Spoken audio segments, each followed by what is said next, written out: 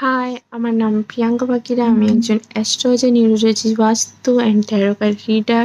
আমি আজকে একটা ইম্পর্টেন্ট টপিক নিয়ে বলবো, সেটা হচ্ছে প্লামিস্ট্রি। অনেকেই জানেন, শুনেছেন যে হাত কীভাবে দেখে এবং হাতের মধ্যে কিছু লাকি সাইন যেটা আপনাদের অনেক কিছু জানতে সাহায্য করবে। একটা লাকি লাইন সম্বন্ধে আমি আপনাকে বলছি। যদি কারো হাতের এই রেখাটা আয়ুরেখা, এটা হচ্ছে শিরোরেখা বা মস্তিষ্ক রেখা, এটা হচ্ছে হৃদয় রেখা, এই তিনটে লাইন মিলে একটা মানি সাইন হয়, তাহলে জানবেন তাদের হাতে পয়সাই পয়সা। আমি একটু ড্র করে দেখাচ্ছি, যেটা বুঝতে সুবিধা হবে।